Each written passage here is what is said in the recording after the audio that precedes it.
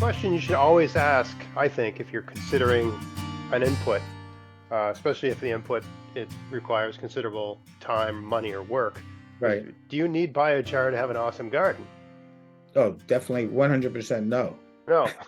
So, okay, so for And there, you gotta visit any great gardener, and you won't see biochar and all these other things that I dissed from my talk at that conference. well, we should. I need to know what these things are. That'd be a great. That'd be a great one. Maybe we just do the entire podcast season with a heavy dose of Lee Reich. Yeah, I Um, think you should snake oil in the garden. No, it was called this thing's garden elixir or snake oil. is that? Oh, that would be the title of it. You mean? Yeah. Okay. Yeah. Yeah. I agree. That would be good. Now the other thing is the concept I think of is like, okay, I've got a truckload of dry sticks of wood. Okay. And I come home and I'm in my driveway and I said, I'm going to make biochar with this wood. And my question is, and I don't know if you can answer this, but maybe you could ballpark it. How much of the wood do I need to use to make the biochar? Like when I actually have biochar, how much of that wood will be biochar, and how much of that wood just going to go up into the sky because I've burned it? Because I need to make, let's say I do it these traditional ways where I make a big pit, I get a big fire going in the pit, I throw everything in the pit, then I cover the pit with dirt. I come back the next day and dig it all out, and I've got a bunch of charcoal. Yeah, But of I don't know course, what the amount of charcoal I had would not fill the back of a truck now. Um, right? So you're saying what the ratio would be, like wood to biochar, how how much. much? Yeah, like well, like am I really sequestering? Like, am I net positive or net negative in terms of my ecology? Am I really saving the environment by burning a pile of wood to make Well, some charcoal to stick in the ground? well, the wood would have eventually become carbon dioxide whether you burned it or it decomposed. So that you're definitely putting less carbon in the Uh, environment. I But that guess from that point of view. that reminds me of one thing I forgot. That Right. you know, the whole thing about wood, decomposition, although it gives off carbon dioxide because it's microorganisms chewing on these things and metabolizing them and giving off carbon dioxide just like we do. But there's good things about decomposition. That's how plants get fed as organic materials or decomposed, nutrients are released, Yes. and also, and as they do that, it feeds these microorganisms, so we can have a lot of them. So it's not a bad thing to have decomposition, and I think on the balance, I'd rather have decomposition, and and also because, as I said, I don't think biochar production or use is now or is ever going to significantly affect the amount of carbon dioxide in the atmosphere. Right. And so, there's other ways of, you look on major sources of carbon dioxide, even in the garden or, tilling a soil, but surely over tilling it, this adds a lot of oxygen to the soil. So organic matter burns up when you Right. do. And burning up organic matter is a good thing because it has those benefits. It releases nutrients, but you don't want to burn it up too fast. That's why I actually also wrote a book on weedless gardening, and one of the main things is not tilling the soil. And I haven't tilled my vegetable gardens for about 30 years. Yes. This also sequesters carbon, Absolutely. but the carbon is being burned off a little, and not burned off, but decomposed and Just giving a off carbon. slow. Yeah. It's Yeah, just it's it's a just slow slow. cycle. Yeah. Yeah, and Yeah. I think and you look at the major sources of carbon dioxide in the atmosphere now, and I don't think it's wood decomposition. I mean, tilling might be, I don't know how significant, but tilling has an effect. Yeah. But and there's a big push. I mean, a lot of big farms don't till anymore. But Uh, cars, factories, all sorts of airplanes, all these things. so okay. So the other thing you talked about was you talked about like wood chips as an alternative because biochar is wood, wood Right, chips are wood. But in the article, you were talking about Ramial wood chips. So it's right. like when you hear people talking, this is especially big with the sort of Back to Eden types, that whole documentary, which got a lot of people into gardening inspired, a lot of people to become gardeners. But there's a real focus in that particular documentary about the wood chips being Ramial wood chips. Actually, I don't, I saw that.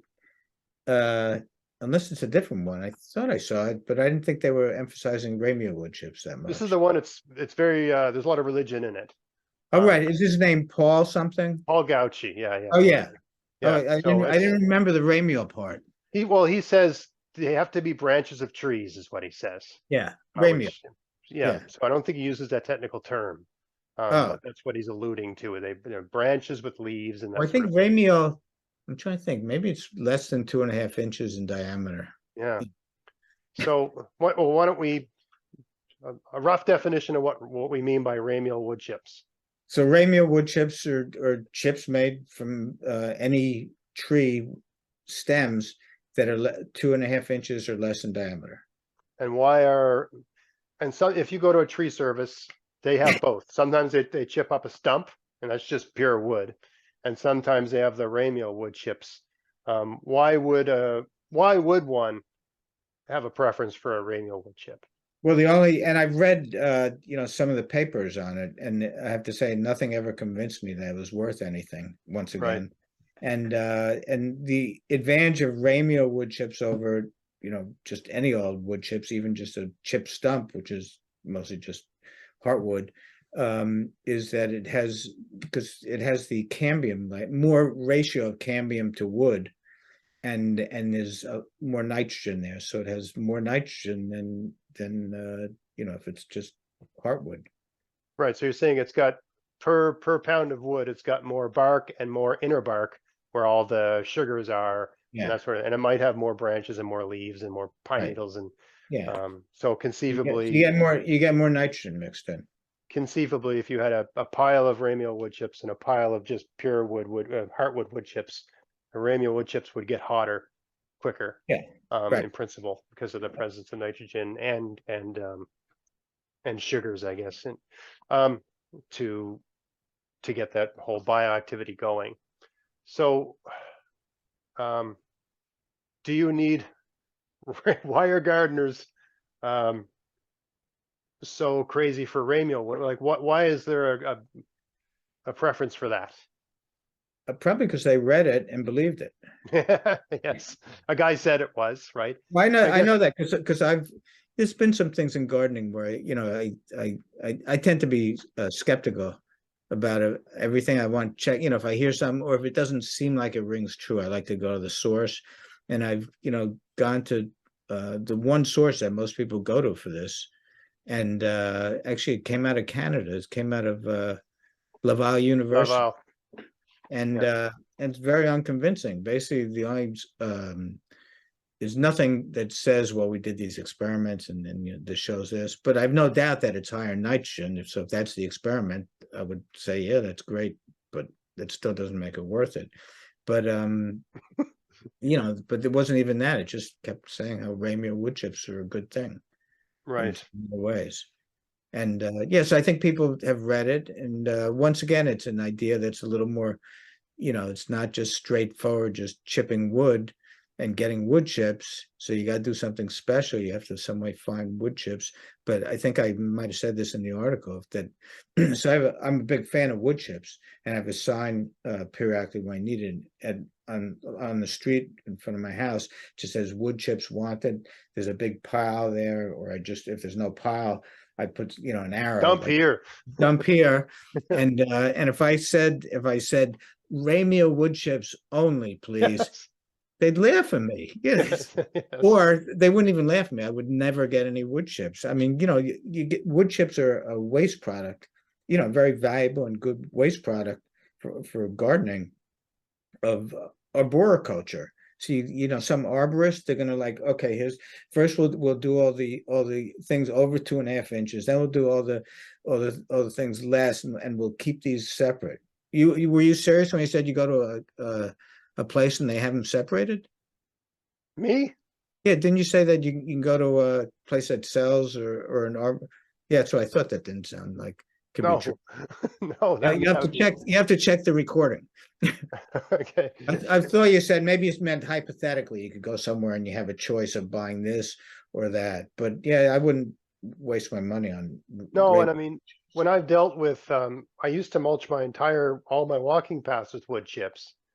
And I mean, I don't live in the town. I live outside of town. So Uh-huh. it's a pain for them to come here. Like they're almost never out here. Like where I live, if someone has a tree come down, they buck it up with a chainsaw and they throw it in the woods or they burn it.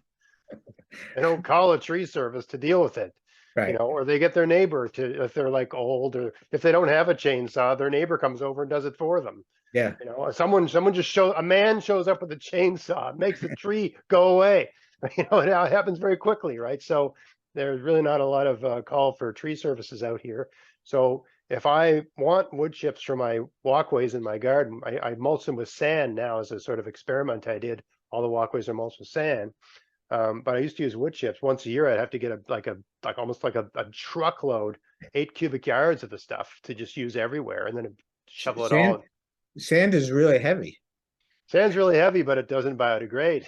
Right. You don't need a truckload every year, Well, right? well, the thing is about wood chips well, that's what I was going to say for that particular use. Also, in my vegetable garden, I use chips in the path because it's nice. It's a nice mulch. It's There's no really weeds nice, in it. And weedless. the thing is, if you get Ramial wood chips, you have to replace them more often because they'll break down. They'll That's decompose. right. So I was going to say that the guys I deal with, the number one rule is they said if we come out there, everything that's in the truck is going in your Oh driveway. yeah, of course.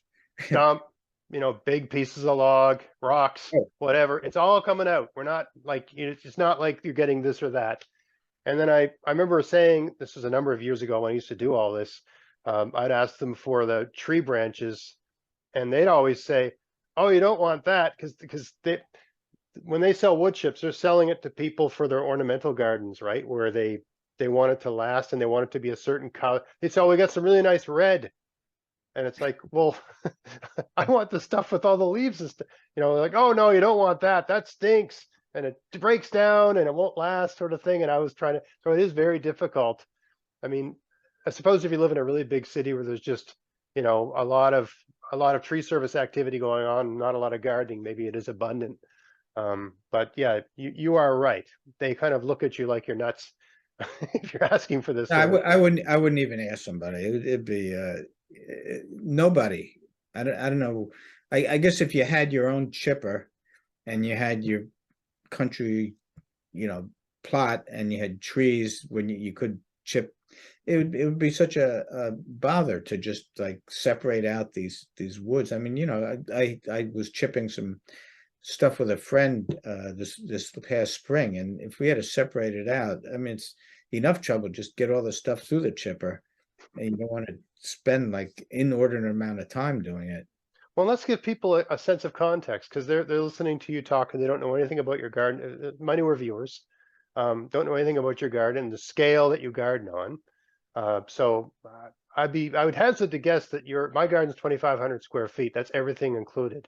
I got a couple little satellite herb beds here and there, but I would hazard to guess your garden's larger than mine. Certainly your orchard's larger than mine, more trees and stuff like that for sure. Well, my vegetable garden is 2,500 square feet. Just the vegetables. So my Well, whole thing's that. the combined, I have two vegetable gardens and a greenhouse where I grow vegetables. Right. But then I have a lot of I have actually too much garden. When I do workshops here, Yeah. and when I do workshops, the first thing I tell people is don't do this at home. It's really too much. I'm really trying to cut back. It's really I have too many. There's a writer from the late 1800s, a great writer called Charles Dudley Warner, and he wrote. I don't have the quote. I should have the quote, but some gardens are all experiment, and you don't get enough from them. So my garden is really because say I grow pears, so instead of planting like two regular pear trees, I want to try all these different varieties that I can get. I know how to graft, so I can make the trees if they're not available. So I have like 25 varieties of pears, and it's just so now I just want to I know which ones I really like, pair them down. Pare them down. Yeah, yeah. But anyway, so I use the wood chips in the paths of my vegetable garden around trees, and I had a really gigantic pile this year, and it was the most beautiful wood chips. They were all like nice and just a nice size, and not a lot Right. of branches, which I don't like just because it makes it more of a hassle to spread them. Yes. But I was almost reluctant to use them because it was such a beautiful pile. I know a friend, a friend came by and he said he had wood chip envy. Yes. I totally get it. Well, so I wanted to bring that up because like, so you're gardening on that scale and you've got a sizable amount of a number of different trees and not just pear trees, right? You got all kinds of different things. Yeah, And you don't own a wood chipper. You don't chip, you just, you just get them from a tree. You just get them as yeah. surplus from. I actually bought a very, very small one a couple years ago. Yeah. It was so slow, and it's just not worth it. Yeah. If you ever been like, there was one tree service, he said, we won't bring it to you, but you can come get it. So I was just watching them throw a tree and the thing is just wah, goes out the other side.